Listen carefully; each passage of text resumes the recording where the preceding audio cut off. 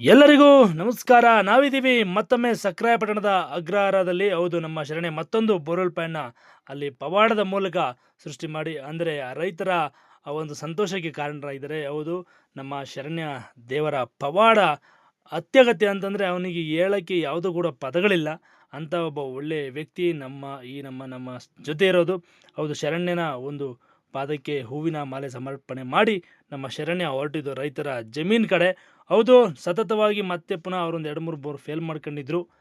ಹಾಗಾಗಿ ಮತ್ತೆ ಪುನಃ ಶರಣ್ಯ ದೇವರು ಅವ್ರಿಗೆ ಇನ್ನೊಂದು ಕೂಡ ಒಂದು ಬೋರ್ವೆಲ್ ಪಾಯಿಂಟ್ನ ಕರುಣಿಸಿದ್ದಾರೆ. ಕೇವಲ ಅಂತಂದರೆ ಹೇಳ್ಬಾರ್ದು, ಅಷ್ಟು ವಿಧವಾಗಿ ಶರಣ್ಯನ ಕೊಂಡಾಡಿಬಿಟ್ರು.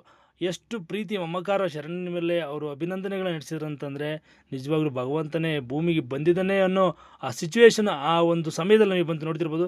ಶರಣ್ಯ ತನ್ನ ಬಲಪಾದನ ಇಟ್ಟು ಆಶೀರ್ವಾದ ಮಾಡಿ ಪಾಯಿಂಟ್ನ ಗುರ್ತು ಮಾಡಿದ್ದಾರೆ. ಹಾಗೆ ಆ ಪಾಯಿಂಟ್ನ ಒಂದು ಪಾದಪೂಜೆ ಮೂಲಕ ಪಾಯಿಂಟ್ನ ಸೆಟ್ ಮಾಡಿ ಆ ಪಾಯಿಂಟ್ಗೂ ಕೂಡ ಮತ್ತೊಮ್ಮೆ ಆಶೀರ್ವಾದ ಮಾಡ್ತಾ ಇದ್ದಾರೆ.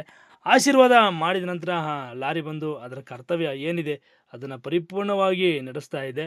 ಹೌದು, ಯಾಕಂತಂದರೆ ಶರಣ್ಯ ದೇವರ ಬಗ್ಗೆ ಹೇಳಕ್ಕೆ ಪದನೇ ಇಲ್ಲ.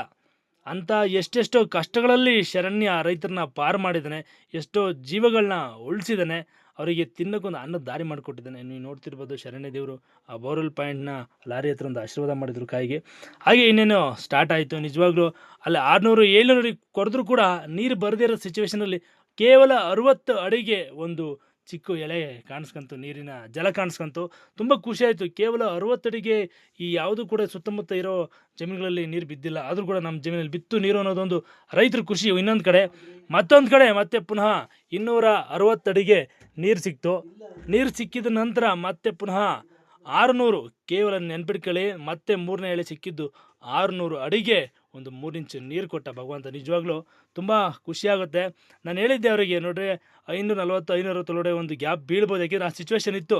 ಆ ರಾಡ್ ಸಲೀಸಾಗಿ ಸೀದಾ ಹೋಗೋದು, ತುಂಬ ಕ್ರಿಟಿಕಲ್ ಏನು ಇರಲಿಲ್ಲ, ಹಾರ್ಡ್ ಬಂಡೆ ಇರಲಿಲ್ಲ.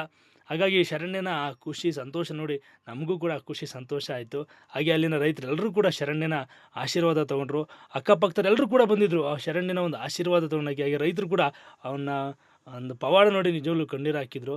ಕಣ್ಣೀರು ಹಾಕಂಗಿದ್ರು ಕೂಡ ಅವನ ಮೇಲಿರೋ ಭಕ್ತಿ ಯಾರಿಗೂ ಕೂಡ ಸರಿಸಾಟಿ ಇಲ್ಲ. ಹಾಗಾಗಿ ಶರಣ್ಯನ ಪವಾಡದ ಮೂಲಕ 600 ಅಡಿಗೆ ಕೊರೆಯೋಕ್ಕಾಗದಿರೋವಷ್ಟು ನೀರು ಬಂತು. ಆ ನೀರಿನ ಒಂದು ಖುಷಿ ಎಲ್ಲ ರೈತರಿಗೂ ಸಿಗಲಿ, ಎಲ್ರಿಗೂ ಒಳ್ಳೆಯದಾಗಲಿ. ಮುಂದೆ ಸತಿ ಸಿಗ